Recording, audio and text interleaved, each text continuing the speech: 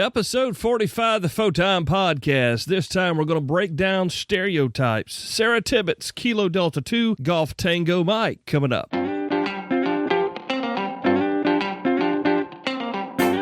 MTCRadio.com presents Photime, the other ham radio podcast. Found online at PhotimePodcast.com. Now, here's your host, Cale Nelson, K4CDN.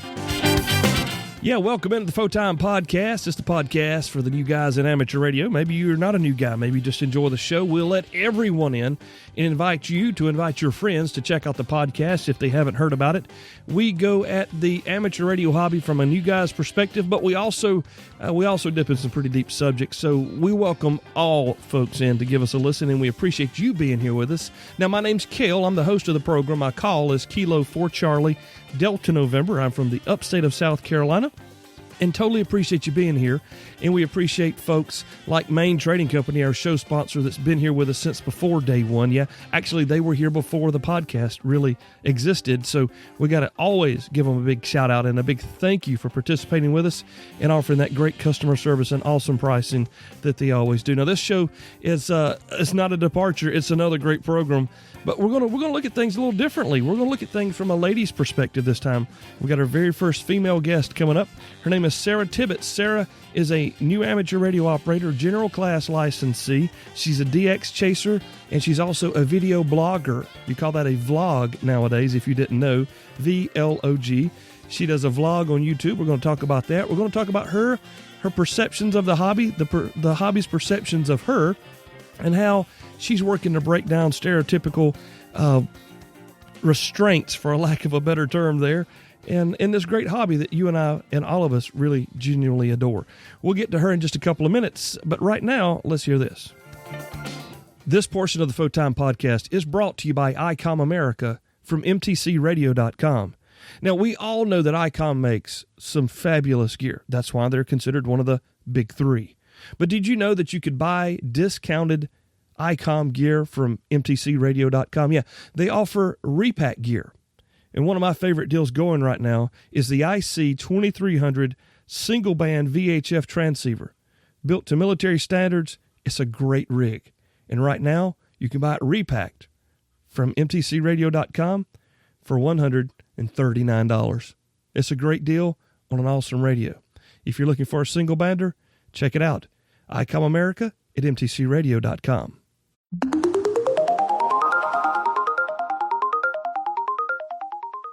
All right, so here we are as a new guest on the program, our first female guest to the program, and our first active college student on the program.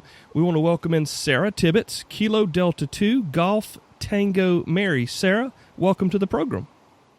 Thank you. I'm glad to be here. Fantastic. Well, we really appreciate you coming on with us. And at pretty quick notice, it was just a few days ago we began this conversation to have you on the show.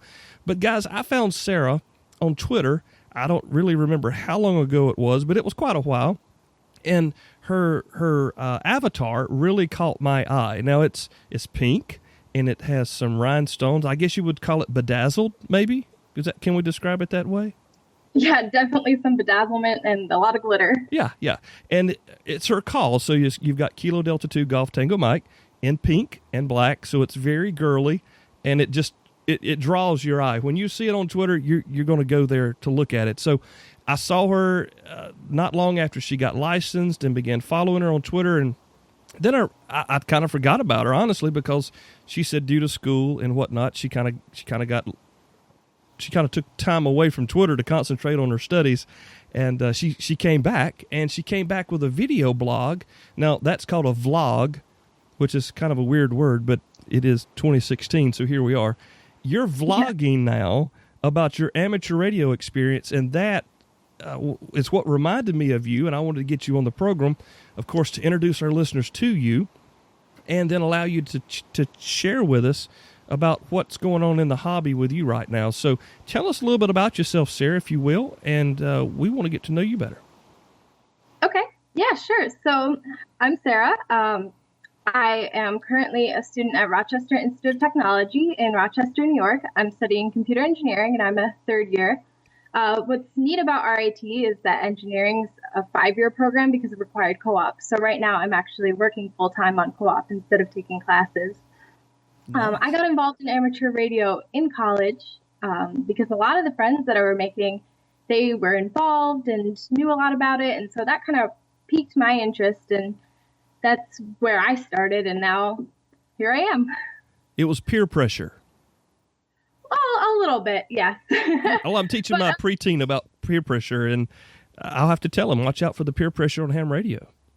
Yeah, I mean, it was a lot of people had it. It was all my guy friends, and I was like, I can do this too. And I really wanted to show them that I could get involved in the hobby too. And then I found that I actually found it really interesting and went further than I ever thought that I would. It's kind of magic, isn't it? Yeah, definitely. Yeah, we talk about the magic of ham radio a lot here on the program, and it's really hard to describe it any other way except magic, because it's just the way it works and the way it is. So that's awesome. A student in Rochester, and here's the funny thing. I've just done some trading with an amateur in Rochester. I've got a new dual band radio, and he has a new single band radio. So we did a swap, and I just shipped it to Rochester last week. So how about that? We've had a connection before we got on the air here.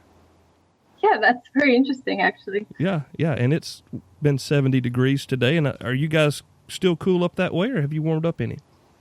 Actually, it got really warm. It was in the 50s today, which is very, very abnormal for up here. Yeah. The weather's been very strange of late, and that's one of the things that amateur radio operators participate with is the weather and whatnot. But we're not here to talk about weather. That's what we talk about on the 2-meter repeater. Let's talk about Sara. Sara, tell us a little bit about you made friends in your engineering studies, and they were amateur radio operators, and you decided to show them that, hey, I can be involved in this. Was it a girl power thing, or was it just, hey, this is kind of neat, I want to talk to you guys too? I think it was a bit of both. I actually went to an all-girls high school, and so I was very much raised in the, you're a girl, you can do everything the guys can do, and being in engineering has really tested that. But so that definitely pushed me. I wanted to, show that I can get involved in this, even though, a lot of these guys have a lot more experience in electronics and things like that, I could join it. I could take the hobby and really make it my own as well. And so once I looked into it, that's when I got really interested in it and found particularly I like the DXing, which was something that a lot of my friends don't really do. And just saw how interesting it was and all the different things that you can do and exchanging QSL cards, and really, really wanted to get involved. So that encouraged me to get my license. And, since I wanted to do DXing, eventually get my general so that I could participate. Fantastic. I've got to tell you, I don't know if you participate on Facebook or not, but just the other day, I posted a link to your first episode of your vlog where you describe your station and your gear that you have. And in the comments, I said she's a self-professed cheap college student, and she still didn't buy the Chinese radio. I wasn't making folks aware of the fact that you skipped. Well, I was telling them that you skipped the cheap Chinese radio, but I thought it was kind of comical that you called yourself cheap, but then you did not cheap out when you decided to purchase some gear. And it really caused a lot of folks to perk up, and you've probably got some viewers for that now. But I think it's really cool that you're taking time to spend time with folks who may be interested. I mean, your Twitter handle is your call sign, but your description on Twitter is you're out there, you're working to break the term just left me, and I can't see it in front of me right now. But yeah, you're an operator breaking the stereotype. And as a guy who has grown up in the South and views himself, of course, as a rebel, and out here doing this podcast with the worst name ever for an amateur radio podcast, I can appreciate breaking stereotypes. So tell us a little bit about the stereotypes that you've seen since you've been in amateur radio, and what you're doing to kind of counter those. Okay, so I would definitely say I've experienced some stereotypes. For instance, actually, I went to take my test in New Jersey, which is where I'm from. And I walked in, it was at some library. I'd never been there before, went into the room, and then there was obviously the hams there that were administering the test, and they looked at me and they were like, "Are you in the right place?" I was like, yes, I am. That's awesome. And then I took the test and I scored really well, or so they told me, and they looked surprised. And I was like, well, why? Why are you surprised? So I've definitely seen things like that, even at Hamfest. I've gone to quite a few Hamfests, and a lot of times I'll bring my boyfriend. And for a while, my boyfriend was not licensed. But they would always look at me and be like, oh, you need a ticket too? And I was like, the ticket's for me, not him. So there's definitely been the stereotypes, and I don't think anyone means it in a negative way at all. It's just, when you think of a ham radio operator, we joke about it all the time in K2GXT, which is the amateur radio club on my campus. You think of an older man with cats. And, I don't fit that description, and that's okay. So I really have been trying to kind of get other people involved. And what's neat about Rochester is because we have the technical school, we actually have quite a large younger ham population.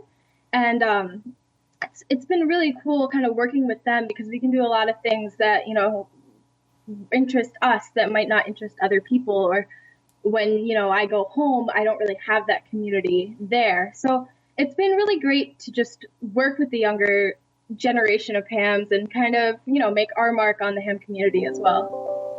Fantastic. Here on the show, we've talked about on numerous occasions, how can we connect with the younger generation? What can we do? Do we go after the makers? Do we go after the guys, that are playing single person shooters or something? So it's really awesome to see a college embrace, the community embrace amateur radio there, and at the same time, young ladies participating in the hobby as well. Going back, it reminded me, when I tested for my general upgrade, there were two 13-year-old twins, females, that were there testing, and they passed for their technician as well. I had forgotten about that until you mentioned it just a moment ago. Yeah, no, that's really awesome. And I've really been seeing a lot of females and younger people joining up here in Rochester. And I think largely it's because they're meeting other people that are involved. Either that, like up here, what we've noticed is you have two kinds of hams. You have the people that got into amateur radio because they had parents involved in it, or people whose friends were in it. It was always from another person. And since we have such a large community, it really helps for us to bring other people in, because, if all your friends are in it, a lot of people want to get involved. And our amateur radio club up here at Rochester Amateur Radio Club is really, really good about catering to the younger generation. That's fantastic. And I want to talk about that here in just a second. We're going to go to break and come back in just a moment. With us for the first time ever, and I don't think it'll be the last, it's Sara Tibbetts, Kilo Delta 2, Golf Tango Mike, our special guest this time through on the Photime Podcast. It's getting really close, if you're unaware. BridgeComSystems.com, one of our sponsors here at the Photime Podcast. They've been working throughout this year on a brand new 220 megahertz mobile transceiver for the amateur radio community. And I just got word the other day from my friend Tim at BridgeComSystems.com that my beta unit is going to be really, really soon getting here when you hear this episode. Now, of course, I'll be back to share with you all the great things that we're going to learn about this unit. But I can tell you this, if you do need some 220 gear, whether it's a handy talkie, the BCH-220 is a great rig. If you need a handy talkie for 220, they've got it. If you need a repeater for 220, they've got it. They also have repeaters for 2 meters, for 440, for LMR, for GMRS. They can be your one-stop repeater store. So make sure you check them out. BridgeComSystems.com, one of our new sponsors here at the Photime Podcast. It's Kale, K4CDN. We're back with Sara Tibbetts, a brand new YouTube sensation. You guys be checking her out. Kilo Delta 2 Golf Tango Mike. She is vlogging. Sarah's a college student in Rochester, and she is vlogging about her experiences in amateur radio, just like we podcast about our experiences here on Photime. She is vlogging. That's a new word. If you haven't heard it yet, you've heard it here first. VLOG. It's a video blog, so you don't have to look to read it. You can just turn it on and watch it. And Sarah's been talking about a couple of different. She got a couple of different. Got an introduction and number one, maybe a number two by the time this comes up. But tell us a little bit, Sara. What made you decide? And I believe that you're a blogger anyway. But what made you decide to vlog about amateur radio? Yeah, so what's really struck me about the amateur radio community is just the community. So it was something simple as I was on QRZ one day, and one of my radios, the speaker blew out, and I needed a replacement part and was having trouble finding it online. So, I posted it in QRZ, and a ham messaged me and was like, "Hey, give me your address. I have it. I'll send it to you for free." And that was, I thought that was really awesome, and you don't really see that much. So, I was kind of thinking about it and thinking about, hey, the community is great. It would be really cool if there was a way to get more connected into the community and kind of share experiences, things like that. And so I was looking around trying to see if there were any amateur radio blogs, and I found a few, but I felt like that there could be more, and there could be something really towards the younger generation. And I thought that I possibly had that to offer. And so that's what really encouraged me to start it. I mean, I've always wanted to do a blog since I was younger, but never really had anything to blog about. And so now I feel like that I have something that I find interesting, and I think potentially other people will find interesting. It's the perfect time to start.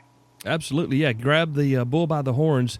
And my podcast coach says all the time, you're never going to make a mistake if you never try. So, getting out there and getting started is, pressing record is not too hard, but pressing the post button is the toughest thing to do the very first time. But you've done very good. I've enjoyed both of your shows so far. Your introduction was nice, and going through your gear, that was a really cool thing to do. That kind of shocked me. I was like, whoa, she has more than a handy-talkie. She's got an HF rig here. And, there's already been some guys saying they're pretty jealous of your HF rig and the deal that you got at a local ham fest. So tell us a little bit about your gear that you use when you're on the air. Yeah, okay. So my main handheld is a Yaesu VX6R, and I got that at a ham fest. Actually, most of my radios I got at a ham fest.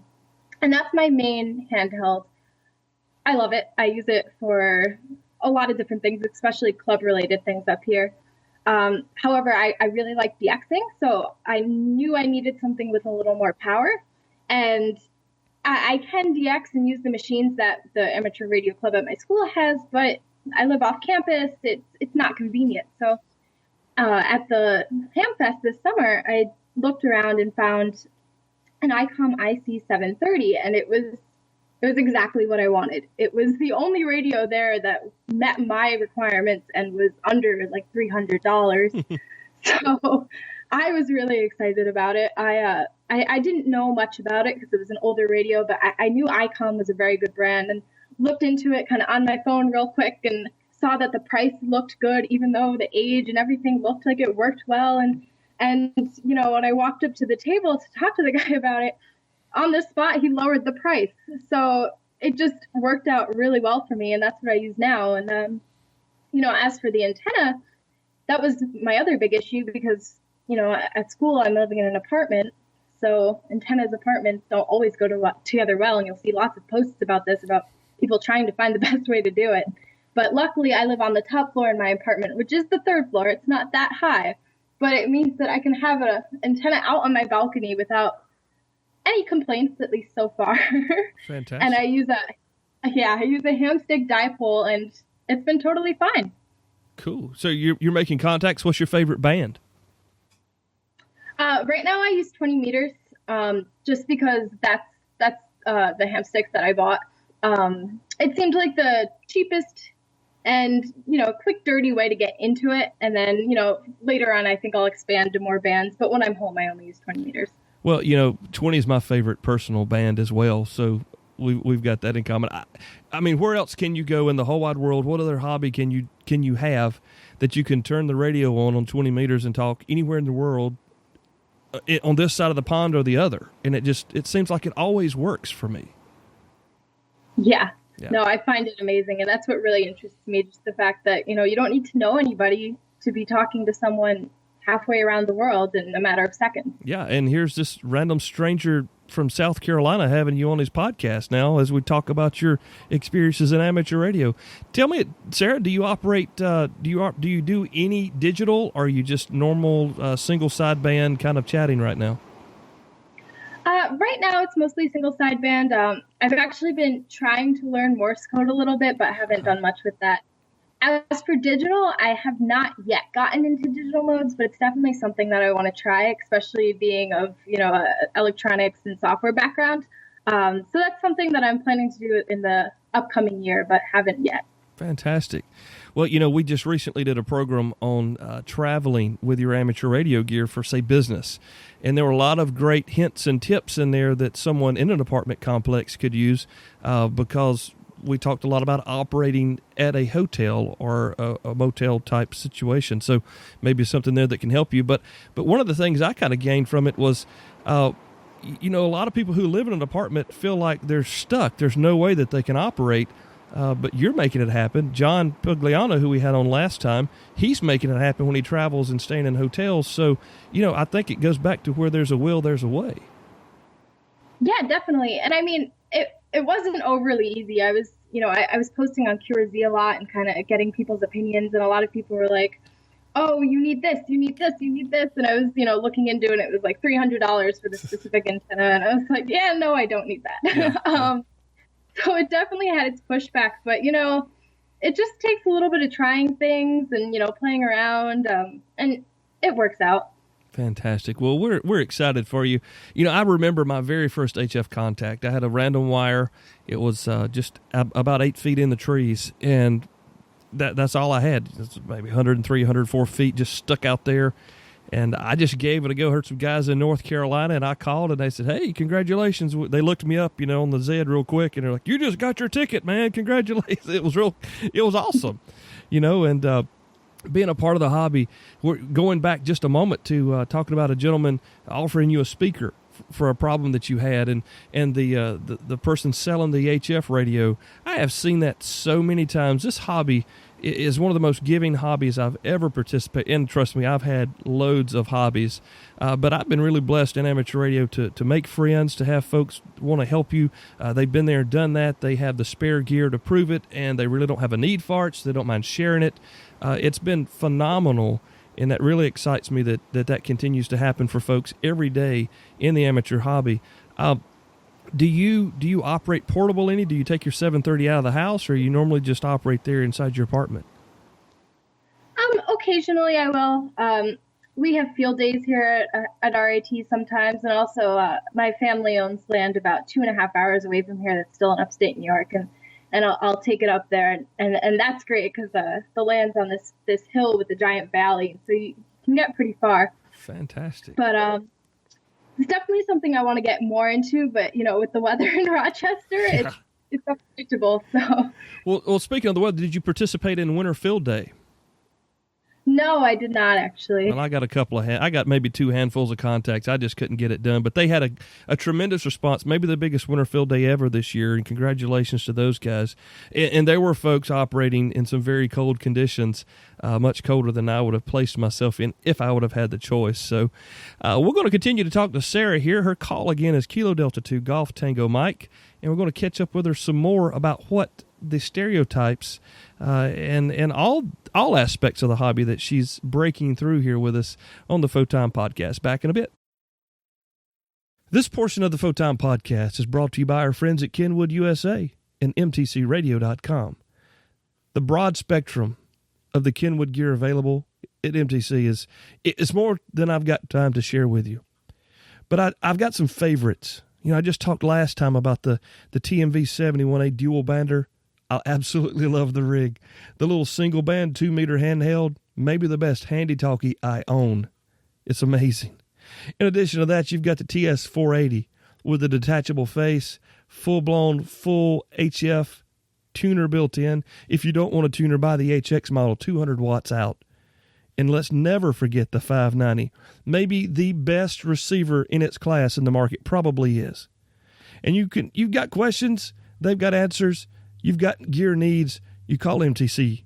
All right, MTCRadio.com for all of your Kenwood needs, and make sure you let them know that Kel from Photon sent you. We're back with Sara Tibbetts. Her call is Kilo Delta 2 Golf Tango Mike, and you can find her.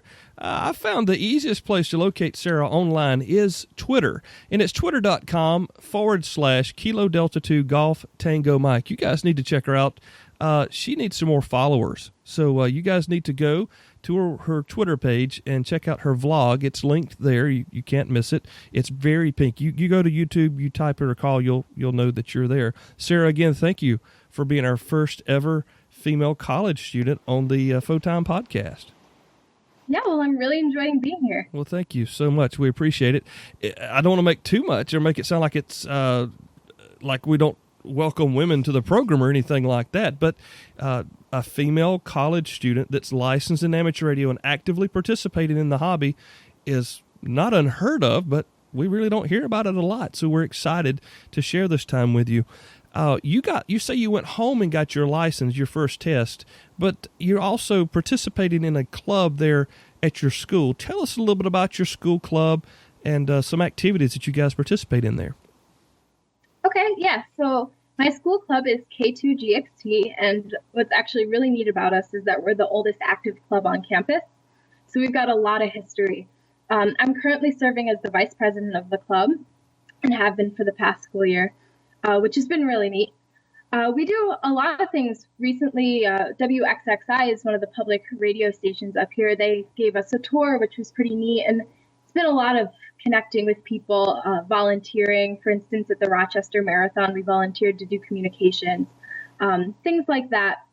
We really try to get involved and just have fun with others that are involved in the hobby. So, we'll meet every week. We'll go out for lunch, just talk about what we want to do, certain things, operate a little bit. We have a really good setup in our club room with 2 HF radios and lots of antennas on the roof, which we were very blessed for the school to let us do that. And yeah, we just really like making a presence on campus and having fun with it. Now, you're in a sorority as well, is that correct? Yes, that is correct. How has amateur radio been accepted or been responded to from your sisters in your sorority? Well, most of the time when I tell someone that I'm in amateur radio, and my sisters in the sorority included, they go, "What's that?" Or "What music do you play on your station?" And I'm like, "Well, that's not exactly how it works." And it's really just a process of explaining it to them and kind of saying, like, "Hey, you see those big things sticking up on the roof on campus? Like, that's us. That's what we do. We try to talk around the world. There's a lot of different things that we do. Most likely one of your grandparents was involved in the hobby." Yeah. And, they've been really cool about it. They'll be interested and supportive. I can't say that any of my other sisters are operators or are licensed, but I definitely think that what they like about the sorority is that everyone has different hobbies, and this is just part of that. It sounds like a good excuse for a special event call sign to celebrate the sorority's, yearly birthday or something. Get your sisters out there on the radio operating. That's a really good point. And we're coming up on our 100th year, so. There, I can see the QSL card now. Bright pink, Greek letters.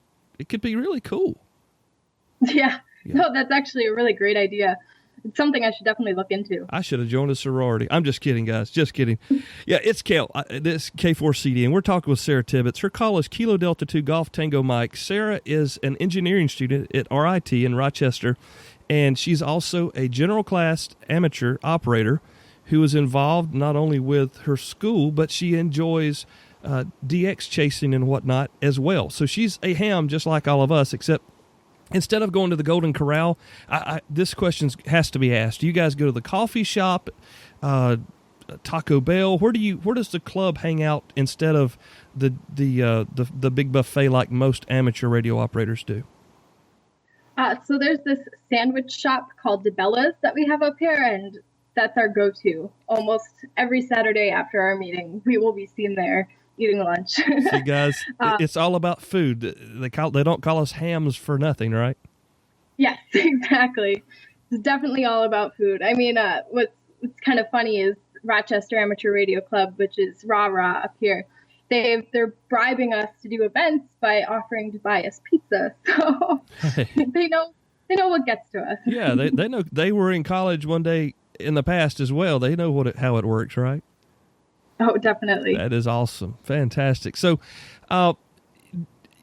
was there anyone in your family, Grandpa, Uncle Joe, anybody that you can look back in your family and find a communications connection with, or was just something you just saw on campus and decided to try it? Yeah, it was really just something I saw on campus. I mean, I've tried looking back. I've searched the databases trying to find evidence that someone in my family at one point of time was licensed in something and have not found anything. So I think I'm the first in my family. But, I mean, my dad's highly involved in electronics, but he's never been into radio. So that's where I got the electronic side of it. But, yeah, I saw it on school. At school, it seemed really interesting, and it seemed like it had a lot of potential and a lot of things you could do with it. And, took a leap, studied a little bit, and, took the test. All right, so everyone wants to know, what did you use to study for your license exam? I used Ham Study by Icon. and it worked, right? Definitely. And yeah, it didn't take 3 years, and it didn't make you want to pull your hair out or anything. You studied, you learned the material, you passed the test, right? Yeah, that part for was, sure. Yeah, that part was for my wife. I wanted her to hear that. Another female. Yeah, it's just what's nice about it, and what I tell people when they're thinking about getting involved is that every single question with every single answer that you could possibly get is all online. So, no surprises, and a lot of times that actually encourages people and makes people feel a lot better about doing it. And, there's so many awesome apps. Ham Study for online. I also use, I don't know what app it is, but some app for my phone. So if I was, sitting on the bus or, just going someplace, I could just, answer a few questions in my free time. And, over time that adds up. It helps. When you're out of your apartment, do you take your handy-talkie with you? Sometimes. Okay. Generally, it depends on who I'm going out with. I have a lot of friends that have it on them 24/7. They have pocket protectors too, right? Yes, of course. But, with me, I'll take it, if I'm going to Ham Club or if I'm going to be with, people where I think I might use it. But other than that, honestly, the biggest issue I have with it is that even with the clip, it doesn't, I wear a lot of dresses, and it's very hard to wear on a dress because there's no belt loop. So that is something you may have just stumbled into, an entrepreneurial enterprise there, where you come up with some sort of cross body holster type bedazzled pouch to put your handy-talkie in. Yeah. We'll talk after the interview. We'll get started on that right now. Okay, good. Let me ask you this. When you're out and you have your handy-talkie with your friends or without your friends, what kind of looks do you get if someone, you're standing there waiting for the bus and you happen to have your handy-talkie and you make a contact with one of your friends from school? Do you get the stereotypical look there? What is this girl doing? Is she a terrorist, or why does she have a radio? Where's her iPhone? Do you get that kind of look every once in a while? Honestly, I think because most of the time I'll be on campus, a lot of people think I'm just an employee of the campus. We've joked a lot of times about, just dressing up in like vests and, looking official and just, with the radios, being able to go wherever you want because people just assume you're supposed to be there. So it's not a lot. It's a lot of just dismissal and I guess assumption that it's something else. I could see that. Yeah, you guys could put blue coveralls on and you could be in the dean's office in a moment. Nobody would never blink. Easily. Yeah, that's pretty cool. Hey, we're going to come back in just a minute, continue this conversation with Sara Tibbetts, our new friend here at the Photime Podcast. Her call is Kilo Delta 2 Golf Tango Mike. Check her out on YouTube. She's vlogging now, guys. That means video blogging. You can find her at twitter.com/KD2GTM. We'll be back with her in just a moment here on the Photime Podcast. A lot of us, when we come into the hobby, we don't realize that there's more to it than 2 meters. And around here, 220 has become the stealth band. It's the band where the guys with the big stations hang around at night and chat about the DX that they're chasing all over the world. And you know what they're using to do that with? Their Bridge Comm Systems 220 megahertz repeater that we have installed for our club use. It's given us great service throughout this 1.5, 2 years of service. Encourage you guys to check them out if you have any 220 megahertz needs. It's Bridge Comm with one M, bridgecomsystems.com. Yeah, kill. K4CDN with Sara Tibbetts, Kilo Delta 2 Golf Tango Mike. I'm saying her call over and over because I really want you guys to check her out. She is vlogging, video blogging about her experiences as a newly licensed amateur radio operator and a college student. So I don't know that if we have our next reality TV program on hand here, but Sara is gaining some traction there on YouTube and want to encourage you guys to check her out as well. Of course, we'll have all of her links to what she's doing on YouTube on our website, photimepodcast.com, in the show notes, so make sure you check those out. Sara, we talked in episode number 1 about bringing youth into the hobby. We've talked about it probably 7 or 8 times since then. One of the times I can remember, we talked to KB6NU, our friend Dan Romanchik, and he had some great ideas about how to help get younger folks into the hobby. You are a younger folk. You're much younger than me, and you're an active participant in the hobby. What can you tell us from your experiences can benefit us as we try to help the younger generation come understand and experience amateur radio? Yeah, so, in the area in Rochester where I am currently, there's quite a large youth population, and I think that's because the amateur radio club up here, RARA, is doing a lot of things right. For instance, the first thing they do is they host the tests at the school, which makes it really easy because a lot of college students don't have cars, don't have a way, to get around. And, maybe people aren't in the college location, but if you host the test someplace where younger people can get to, you'll have more people coming. And on top of that, what's really cool about RARA, and I know not everywhere would be able to do this, but they host the test for free. So they entirely cover the cost of the test. Now, $15 is not a lot. Most people can afford that, but it's just another little push that I think, brings people to do it if it's entirely free. And on top of that, what is really cool is if you pass the test and you get your license, they will give you a Baofeng. So they give you a handy talkie right there, ready to go. They do. And I have had quite a few friends that have done this and gotten their Baofeng, and they immediately get involved because they feel like they can. They have a channel to do so. We have the repeaters here at school, so they have, a safe space that they feel like they can kind of, play around, try it out. And, they're not broadcasting to everyone in Rochester. It's more just, close-knit university, other people their age. And I think that's what really keeps people comfortable and, willing to start. Now, we're lucky because we're on a university campus. We have resources where we can do that. You can't do that everywhere, obviously. But just, looking for little ways to even make things cheaper, make things more accessible, it really will encourage people to come. That is a brilliant, and I've got plenty of Baofengs. I'm not a really huge fan of them, but giving them to someone who gets their license, you're doing it for them. And like you say, especially with the club having their own repeaters, you're not a 19-year-old female wondering about who this guy is on the other end of the repeater. You're right there talking to your classmates. That is a very, very interesting concept. I really like that.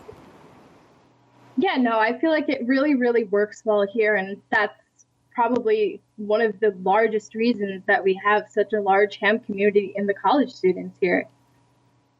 So you guys work with your classmates, the club there. Do you have participants, folks who are on faculty, on staff, or do you have amateurs there as well, or is it just mainly you guys? Yeah, so actually our manager, he's on staff. He's the sysadmin in one of our majors, and he largely helps the club. He's also licensed. He goes to a lot of events with us. He'll actually set up a lot of events. What's great is that, he's kind of like a contact for us, where he'll contact a lot of people that he knows in the hobby from RARA or from other things, and, kind of bring events or feedback back to us that we might not get otherwise, which is really neat. On top of that, he's not involved with the club so much, but our location is in the basement of our campus center, and there's a maintenance man. He's licensed. He stops by every time at lunch and just comes and talks and chats with us for like a half an hour. And, he'll sometimes, if he's getting rid of something, donate it to the club, things like that. Like, we have a lot of support on campus with faculty, and it's really great, and it really helps us stay connected with the entire community. We've talked about the benefits. We've talked about what we're doing right as amateurs to connect with you guys. You're female, so your view of this is going to be, I think, even more credible than if it was a guy on campus answering this question. Where are we failing you? Where are we screwing up and not making the proper connection with the youth of today versus when I came up in the 90s? We're in 2016 now. Where are we messing up when we're trying to make the connection with you as a young amateur radio operator? Well, personally, I think there's a few ways. Like, for instance, I mentioned earlier that when I went to take my test for the first time, I got asked if I was in the right place. No one else that was standing there got asked that. And, to me, I shake it off and I'm like, okay, whatever, it's fine. It doesn't really matter. But, somebody else, that might turn them away. They might be like, okay, you know what, I guess not, and just leave. The same thing with 2 separate instances at Hamfest. I've had things like that happen where, they just assumed I wasn't licensed. And it's not meant to be hurtful, but it can come off to someone as you're not taking them seriously simply because of maybe the way they look, because of their gender, because of their age, for various reasons. And that can turn a lot of people away from the hobby and turn them off of it. So you don't have a pink emblazoned name tag that you wear to Hamfest? Not yet. I was actually looking into getting, like, right now what's really popular is necklaces with your name. Right. And I was looking into getting one with a call sign, but all of these places that manufacture them can't put a number in the middle of the letters for whatever reason. So, all right. So I've been kind of looking around thinking of something else to do, but currently nothing yet, but I'm working on it. I got you. And no trucker hats with your call or anything like that? Nothing? No. Okay. Well, that's okay. I don't have one of those either, by the way. I won't go down that road, but that's just one of the things, our older guard wears. There's their name tags everywhere that are made out of plastic and cut out with their letters, but I don't have one. That's okay. I've got a face made for radio, and I've got my face on my little name tag I hang around my neck as a chain or whatever you call it. But yeah, so we need to take your involvement more serious and give credit where credit's due. You've passed your test. You're a licensed amateur. You're on equal footing with me. I'm 42. You're not. You will be one day, but you're not for a long time. But you're experiencing and enjoying the hobby just like I am. If I were going to set out today to try to develop a way to gather more youth into the hobby, what would be some, we've talked about some of the presuppositions. What are some of the things that you would say, hey, Kel, this would be a good idea. Try this, try that. It kind of goes back to what the school does for you with the club, but any other ideas that you may have? Well, I think the biggest thing is, tell people about the hobby. I didn't even really know that it existed until I was in college. That's, 17 years of my life that someone could have told me about it, but never did. And, so the biggest thing is to just, go host some school events or, get your kids involved or do something for Boy Scouts and Girl Scouts. I've seen a lot of things like that. Just kind of spreading the word that the hobby exists and, showing that there's cool events that you can go to is honestly, I think, the best place to start. Do you have any desire to participate in weather, storm chasing kind of sky-worn things? Do you do any of that, or are you just more of a DXer? Right now, I'm still mostly trying to find my place, find what I have time for with school and what interests me. I've never done anything like Skywarn, but I'm definitely not opposed to it. It's something that I think I'll look into. Right now, I've just felt like, time-wise, I've had to pick one thing, and that one thing so far has been DXing. Fantastic. Sara, it's been a blast having you on. Really, really appreciate it. I don't think that this will be the last time we hear from you. At least I hope not. Most especially as your vlog continues to grow and you're sharing with us your experiences as an amateur radio operator, a young female college sorority sister amateur radio operator. And that's really exciting. So thank you again for your time, and we hope to have you back on whenever you'd like. Yeah, well, this was great, and I really hope to be back. Fantastic. Guys, you can find Sara online. Is really that the best place to find you on Twitter? Yes, definitely. Okay. Right now, Twitter and YouTube. Twitter and YouTube, and it's both / and her call, and that call is Kilo Delta 2 Golf Tango Mike. Her name is Sara Tibbetts, and hey, when you check her out on YouTube, let her know you heard her here on the Photime Podcast. Sara, thank you again. We can't wait to have you back. Yeah, thank you for having me.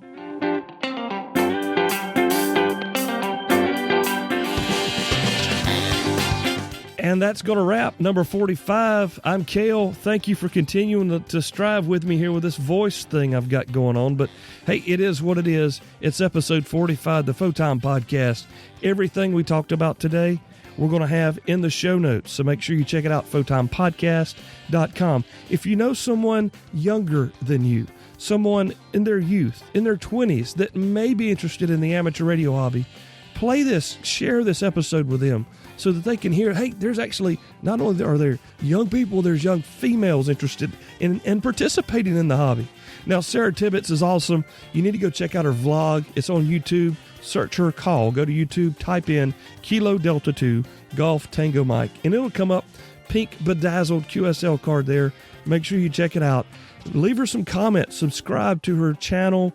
Participate with her. She wants to participate with you. Big shout out to our friends at the RIT Radio Club, and what they're doing up there locally for those young people is awesome. I encourage you to go back and listen to the show again, maybe even send it to people that you're in your local club with if you guys are looking for some ideas to help spur growth with the young folks in and around your community, okay? I appreciate it. My voice is about gone, but thank you guys so much for listening. God bless you. We'll be back next time, all right? Keep it locked, y'all. 73. Thanks for listening, downloading, and subscribing to Photime, the other ham radio podcast, presented by mtcradio.com. To subscribe, comment, share, or review, visit our show site at photimepodcast.com. Till next time, 73, y'all.